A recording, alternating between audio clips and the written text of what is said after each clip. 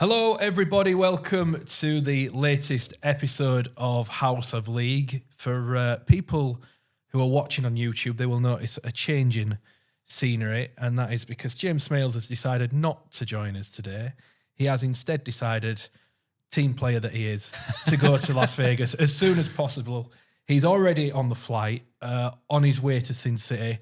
Me and Josh left here to go through everything going on in Rugby League. Thank you, Smailes, for that. It's good of him, isn't it? Hopefully, at least he gives us a listen back to this when he lands. He has told me he's got Wi-Fi on the plane, Oh, Josh. right, okay. So as soon as it goes live. As soon as it goes live, to be fair, the views will probably be better because it won't be his face first. So who knows? Hopefully it's in our benefit. In all seriousness, Vegas is here. I am going as well. So we're not going to speak too much on Vegas yet because we've got all sorts planned while we're out there, but we have to start on Vegas. Months in the making, Josh. Finally here. Finally here.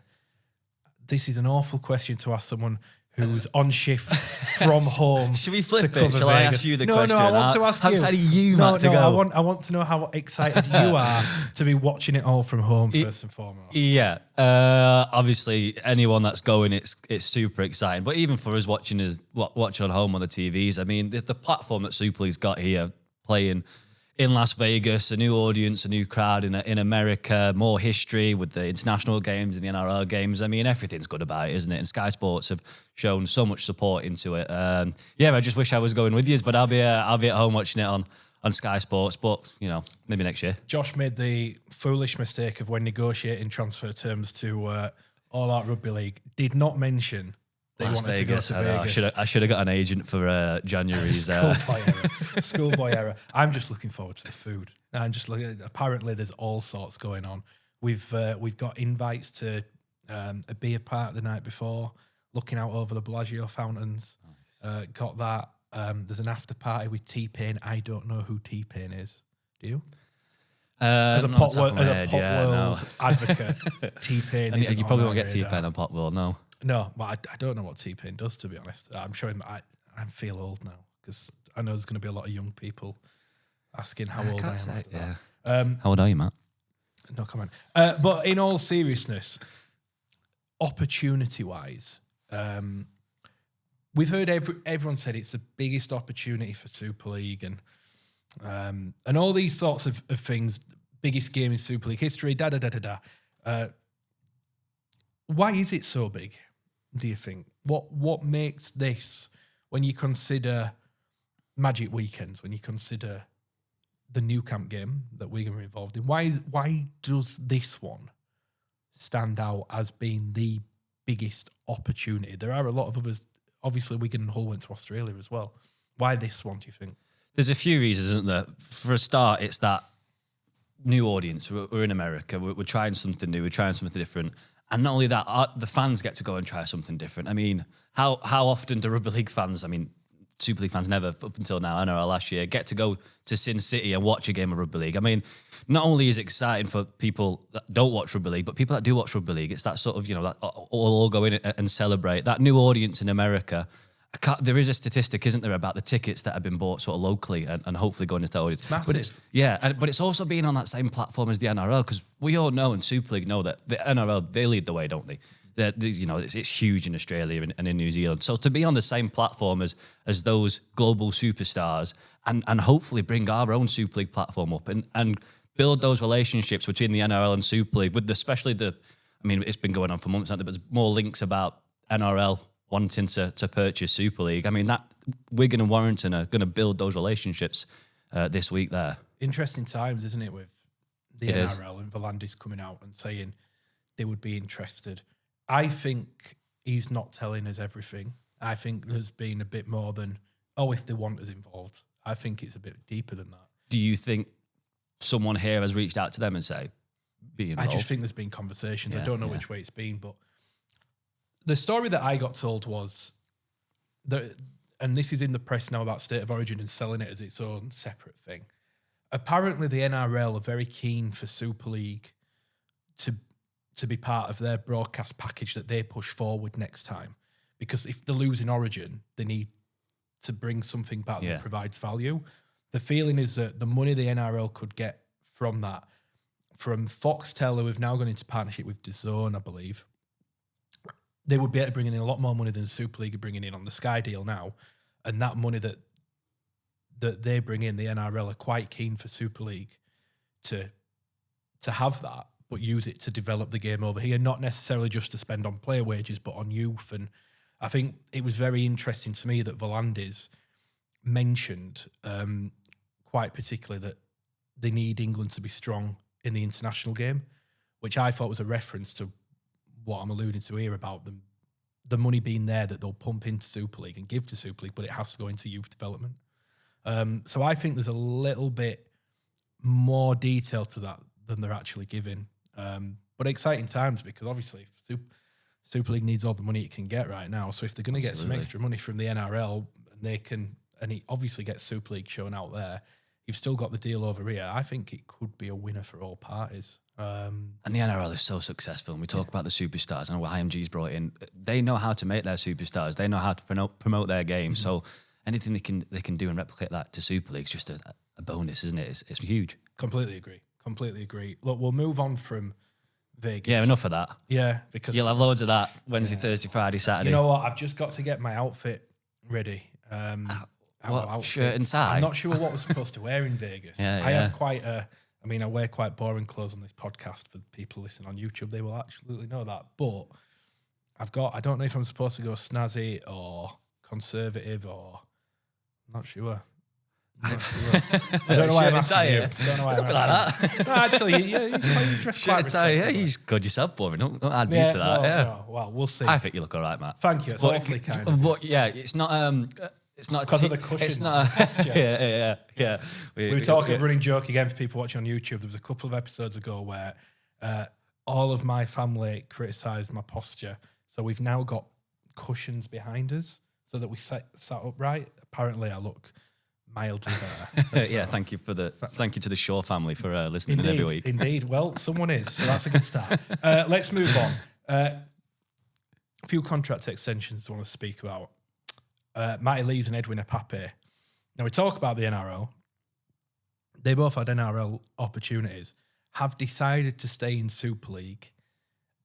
First and foremost, just how big is that for the competition? And there is a bit of a trend now. I know that Morgan Knowles is going to the Dolphins, but Wellesby's stayed recently. French has re-signed recently. Super League is managing to keep the vast majority of its top players at the minute, and that is very good news. And that is what we want. Junior Nsemba, another one. I mean, massive interest from the NRL given his breakthrough year last season. Yeah, that's what we want, don't we? We want to keep these superstars because that's what I keep saying, superstars, because that's what they are. That's what we see them as. But that's what we now need to promote them as for people that don't watch the game. Yeah, to keep the biggest names in the game is huge, isn't it? And Edwin Apape was announced at Leigh Sports Village interest in the NRL because he's established himself as one of the best hookers, not just in Super League, but probably in the world. Mm-hmm. And that was welcomed by the supporters at Leigh Sports Village on Sunday. And Derek came out with the greatest. You were there? Yeah, I was. Yeah, the greatest opening night, greatest opening day.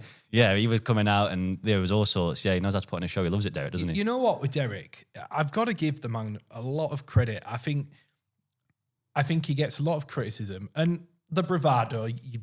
You bring a lot of it on yourself. But I saw the attendance was 8,800. Yeah. I remember Leigh struggling not too long ago to get 3,000 to games. Even when they were in Super League, he's transformed that club. And he's added razzmatazz. And look, it's not for everyone, is it? And Warrington's the same.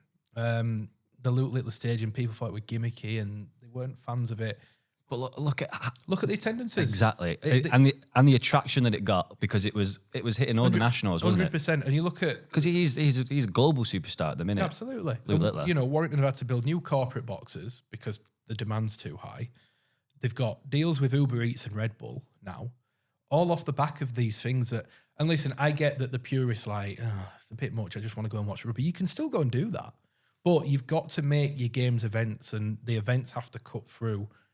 Just Absolutely. The rugby league fans, and you know, and Leigh and Jet too, and 100%. I think you published a piece about Wigan and it being an event. Leigh have bands on, don't they, before every game? I just think which, you're right. It's not for everyone. You don't have to go and watch them 90 minutes before. But if you've got a family and you're thinking, well, I've spent 25 quid, rather than just going 2:30 till 4:30, we could go 1 o'clock. Exactly. I mean, listen, I can't imagine anyone anymore is doing this thing where they're quite happy to go to a game at 2:30, listen to Now 65 over the tannoy, watch the game and leave.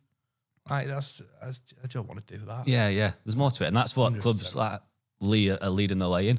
100%. Hull KR, Wigan, Warrington. Well, Hull KR, Wigan, Warrington and Leigh are the 4 standouts at the minute. I think Wakefield are trying really hard. I think they probably just need a little bit of help in executing some things, but I think they're on the right path. Yeah, we'll go game by game in a minute because won't we? But Wakefield was it was a good atmosphere on Thursday, fantastic. And they had a brass band on before. Fantastic. Just quickly back to Leeds and Pape. Leeds for Saints particularly feels significant after losing Knowles. Obviously, the drama around Sambu and Vaughan as well wasn't great for them publicity-wise. To keep Leeds when he had big offers from Catalan and Warrington and the NRL, Canberra and Gold Coast had shown interest. That seems like a huge coup for Saints. And to be honest, for their squad, enormous for the future planning. Yeah, well, it's your future planning and retaining what you've got and the successes. I mean, that's what Wigan are doing, aren't they? Wigan are, 4, 5, 6, 7 year deals. There's a lot of players off contract, isn't there, at Saints and up in the air, but have that tied in and it's a massive bonus for St Helens. Let's get on to the games just quickly. There are obviously a bit of news out of the RFL this week. Danica Prim, the vice president, has voluntarily stood down, released in a statement due to a court case. We're not going to go into it. We didn't want to not acknowledge it. We're not going to go into it. It's obviously a court case, and we don't know the details. So let's see how that one pans out in the net. I think the court case on March 13th, and then we can probably have a more significant discussion about it. But for now, we'll move on. And we'll go to Thursday night. You mentioned Wakefield. You tried to segue me in, didn't you, to the game? I did, I saw he's learning. See, great development there. I like it. Don't come back, James. You'll be presenting next. You were there. Yes. Cracking game, cracking atmosphere. Sold out again. The sold out signs keep going up around Super League, which is awesome. Look, I'll say this. Wakefield are a far better side than I think I was prepared to give them credit for. Yeah, I'd say so. I think we're not going to talk about our predictions every week, but I don't even think I would be surprised if they finished 6th at that point. Wow. I just thought they were, but they threw a lot at Hull KR, and to be honest with you, Hull KR, they showed a lot of resilience and grit to keep them out. I think they struggled with a little bit of execution that Wakefield, that is. The last plays were poor. They were. That they need to work on. But the signs are looking good early on for Darryl Powell's side. And Wakefield, as you say, the atmosphere was great. It was sold out.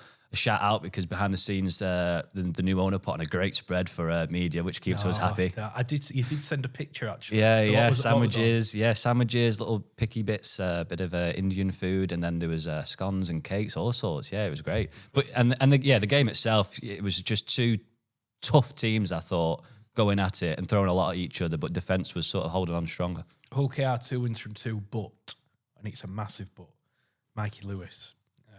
We don't know the extent of the injury yet. However, it's fair to say Hull KR are fearing the worst. They think he might be out for a fair period of time. How big a blow is that for Hull KR? They might have Tyrone May back this week, but if you're losing the man of steel for a fair period, that could have huge ramifications on their season. It's like any club. You lose your key player, there's going to be a massive gap in there. Was it last year? There was, I think Wigan lost to maybe French or Field and won at one time, and everyone was like, "Oh, you're just a one club man." But no, if you lose your biggest player that is so influential, obviously there's going to be an impact. It's huge. So yeah, that would be a massive loss for KR. And he's the sort of magic, isn't he, Mikey Lewis? And not only that, bad for KR, but bad for Super League. You want your best players playing, don't you? You want them week in, week out. Well, he's become that love to hate character as well, hasn't he? Yeah. He's become and that he got pantomime a little bit of villain. hate, didn't he, on Thursday? For sure, with the stamp. Yeah, I'm sorry. I'm not convinced myself, but absolutely never for me. But he's got that little bit of reputation now, and while that's a challenge for him, I think it does add to the occasion because you've got that play. We all remember him, your Ryan Baileys and those love to hate. Sam Tompkins. Sam Tompkins is the best. That's the big one, yeah. You know, you one those love to hate characters. Of course you do, yeah. It's great for the game. So it's sad that he won't be around for that reason as well. But obviously for KR, a huge blow. It'll be interesting to see who they move in there. Yeah, so they brought back Danny Richardson on loan, Yeah, didn't they? And Hiku played, but he played and even I spoke to him after, he even said his game was going to be running and short passes. And he even said after, he's not sure he even passed it. He told everyone that he's an extra big body on a heavy pitch, isn't he? Just to carry the ball. Yeah, and he that's offers what he a run did. for it close to the line if he can get there. I think KR will play a very, very boring style of rugby while Mikey Lewis is out, because they have to. I think they'll kick for corners, they'll play pure territory and try and crash over a lot. Yeah, in the forwards, and they've got the pack to do that. They have got the pack to do that, so we'll see. If we move on to Friday, there were a couple of games. Wigan, we said no need to panic after that Leigh game, tremendous game, proved to be the case. They were excellent. The tries they scored. I actually felt for Hull. Yeah, the thing is with Hull is the scoreline is not flattering, but it almost showed that they gave up, but they didn't give up. Last year, they might have given up. The sort of mentality were different, but they didn't give up. Just Wigan were just really good. Field was on fire. I think he scored a hat-trick. But Hull didn't, they didn't give up. It just, the scoreline got blown out of proportion. Wigan were just really good, yeah. Wigan were really good. For me, they are the favourites going into Vegas because we'll go on to Warrington in a minute. But I think even though Warrington have won 2 out of 2, Wigan are 1 out of 2. I think Wigan have played a lot better. Yeah, they have, Warrington. Hull, just quickly, the injuries are adding up now. They are. Leigh with a ruptured patella tendon, which is a shocker.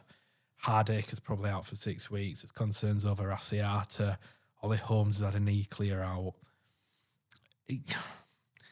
Just a little bit worried because Hull have a really good 21-man squad, but as proven now, where a few go down, they do look a bit more vulnerable.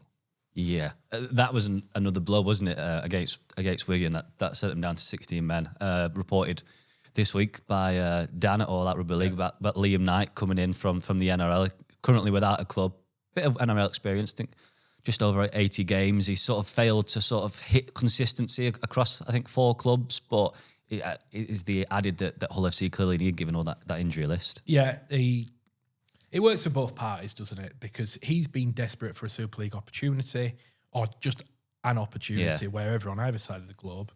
Hull FC are going to struggle to get anyone in immediately to replace how they can get the dispensation.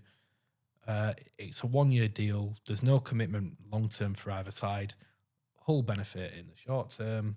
Liam Knight gets his opportunity to put himself in the shop window. It's just one of them that makes sense, really, I think. Yeah, it does, yeah. Then the other Friday night game, which I was at, was Warrington Catalans. Did you get a selfie with Luke Littler? I did not. I did get one of those cutouts. Did you? Well, I had someone on X, as it's called now, asked me if I could get one for their daughter. So good deed for the day when we got one. Good old mate. So there is one of them at home, and it does look a bit weird. I'm going to be honest. Both coaches came in and said it was a really good game. Did you think otherwise? I didn't think it was great. I'll be honest. I don't feel like Warrington have really clicked out as third gear, maybe. I won't say they were going through the motions, but I didn't think they were hitting top by any means. Catalans were better than they were against Hull. More offloads, which has always been a good part of their game for me. Big through the middle, caused a bit of chaos. Little bit better in attack, but they still look really, really unsure what to do with the ball. A little bit more pressure on. I think you said it last week or even before ball had been kicked. A bit of pressure on Catalans now. I mean, you go to Warrington and you know it's a tough game, but 0 from 2 now. A bit of pressure on the Dragons and Steve Mack. I think so. Look, Steve McNamara has done a fabulous job at Catalans. If you consider where they were, the £1 million game season was when he came in midway through, wasn't it? He's won a Challenge Cup. He's gone to 2 grand finals. There are a lot of French players playing for that team, even though they get overshadowed by all the big overseas names. But they didn't make the playoffs last year. They're now 0 from 2, and the win in the Challenge Cup was unconvincing against Halifax. I think he's under pressure. I really do think he's under pressure and needs a couple of results soon. I don't think decent performances will. And I mean, help him. we'll have a separate predictions video, but they're at Leigh this Friday. That's not an easy game. That's not an easy game. No. They should have Ramy Smith and Romain Navarrete back, so we'll see. Warrington, yeah, they were okay without being great. They've not hit the straps yet. On to Saturday.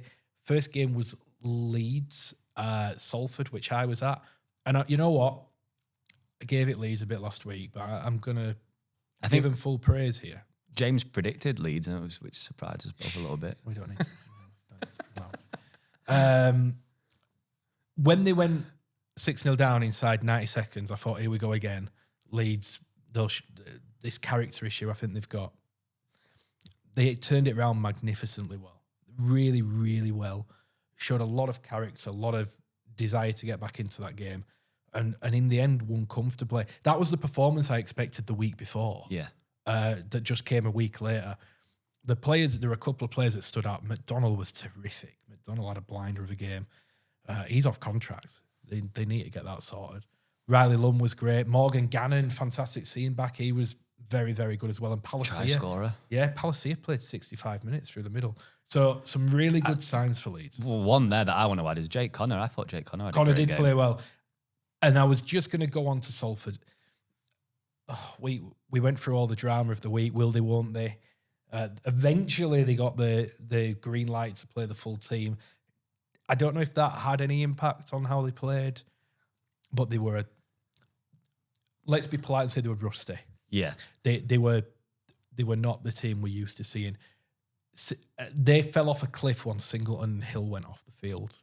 The bench just didn't do it for him. Where Leeds' bench, Gannon came off the bench, did really well. Lasone did a job. Jared O'Connor. That was the difference for me. Yeah, they threw the ball around a little bit, Salford, didn't they? I think Nanny McDonald had a little bit of success, but they weren't. I suppose, from the outside you're looking, you think, they're going to be firing because of what happened in round one. They're all going to go. But you're right that the rusty's probably the right word. I mean, they've not played all together for weeks. No. I mean, it wasn't the full team, obviously, that played against Midlands Hurricanes in the Challenge Cup with all that's going on in the finance. They haven't played together since last year, so they were going to be rusty. But there was a little bit of the narrative, weren't they? They're going to come out firing because they get into play again. Yeah. But Leeds were very much good. better, yeah. Leeds very good, and it'll make for an interesting couple of weeks now to watch Leeds. But they have lost Cam Smith for about 10 weeks. A huge blow. Big blow. And a bit, we're looking through the squad. They've got a few options. They've got Tom Nicholson, Wharton, who can come in, but they're not blessed with massive depth in the pack. After that, he's struggling to see where they go. I mean, they've got Jared O'Connor back, which is a big boost because he's a very, very reliable player for them. But yeah, and as for Salford, I think too early to really judge them a great deal. Yeah, you wouldn't panic, would you? No. Leeds, obviously, without Brodie Croft as well, at least for this week with the head injury. So that means leaves Frawley and who in the halves? Jackson Field. Yeah, could be his chance. When's Miller? Couple of weeks. Yeah. Be interesting is that you mentioned Connor. Where do you play Miller? Yeah. Are you moving Connor from fullback? Hard to drop someone if he continues like that and you drop someone on form. It's rough, isn't it? There's no way that I'd be moving Jake Connor from fullback. No way. Now, what you do with Miller, I know that'll be the question, but I would not be moving Connor from fullback. I'll be honest. Castleford. So much positivity, wasn't there? And came back down to earth with an almighty foot. Look, let's start on Saints. They were very good. I don't have a read on Saints yet because I don't feel like they've really been challenged.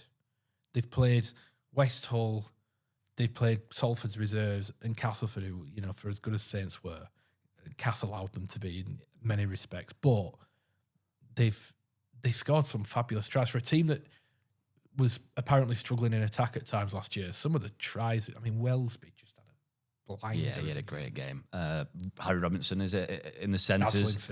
Yeah, he had a great game. Sailor already is. Is it right? Illegal back heel? But this is where I'm a bit uncertain on Saints still, because I think he looks very shaky defensively. Right. With the ball X factor off the scale. I worry about him defensively. Just a few things I've seen. And that's why I can't dive into the Saints are going to win everything. I'm not saying anyone's doing that, but yeah.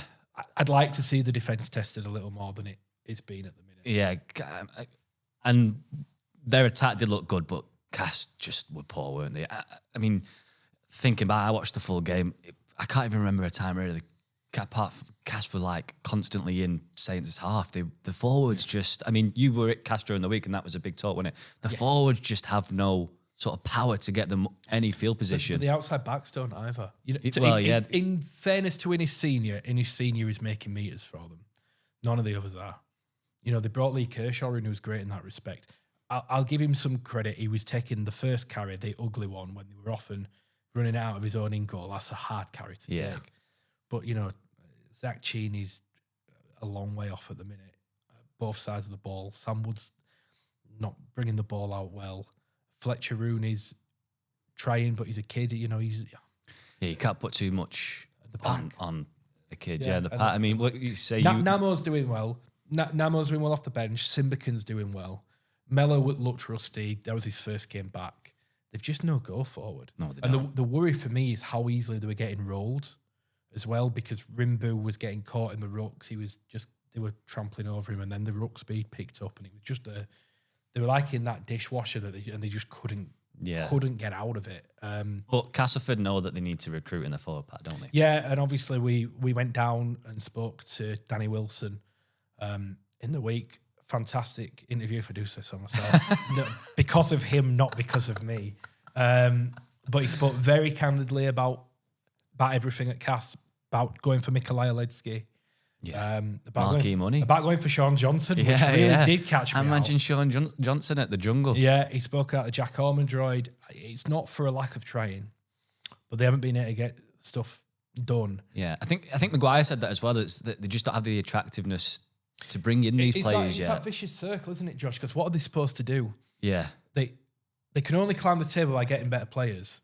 But if the better players won't join them, how do they? And it's not even like they're not throwing money at these players. Well, you said it was marquee money that they turned down, wasn't it? It's a really tough sell. And, you know, it gets compared to Hull KR a lot. What people forget about Hull KR is they had that year of COVID where there was no relegation. So they had a year of complete stability and they could start planning.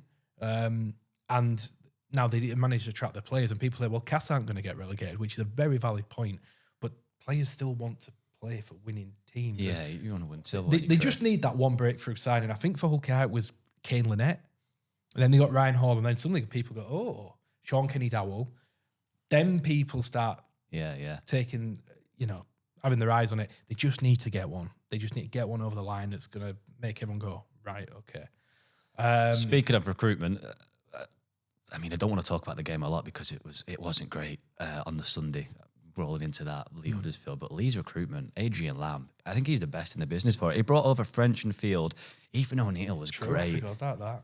They've done it again, haven't they? Yeah, they have. Just the recruitment is just Adrian Lamb just knows. Ethan O'Neill's the one for me this time. He's like nobody knew who he was. Hadn't played an NRL game. Awesome. Yep. I think Lamb said he'd worked with him at Sydney Roosters sort of junior system for 5 years, so was keen on bringing him over. He was great, and the game wasn't. The less said about the game, probably the better. It was the conditions were awful. It was one of them, wasn't it? It was a classic early round game. Not much. It was windy and it was wet.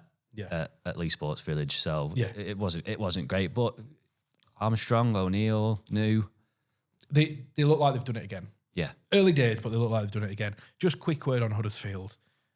I don't think they've lost both games, but I don't think they've been that bad. No, the first half they threatened. The second half there wasn't a lot. You had to sort of throw young Roby into the halves. They didn't look terrible, but they didn't do a lot in the second half. They're still waiting on a few players to come back, aren't they? Give it a few weeks before start judging them too harshly, I think. We'll see. Right, I'm off to Vegas, so we're going to have to wrap up there. Thank you very much for joining us, wherever you've been. It's a podcast for one in the studio next week. Yeah, because I don't get back to Wednesday, so I don't know what you... My God, that really is going to be a boring episode. I'll talk about House of Leigh with Josh McAllister. What I watched. Well, I'll be tuning in. No one else Thanks, will. Matt. And I know your family will as well. What a fantastic promo for next week. Thank you for joining us. Keep in touch with everything we've got going on this week. We're in Vegas. We've got all sorts lined up. Can't wait to share it with you. But for now, enjoy your rugby league. Take care.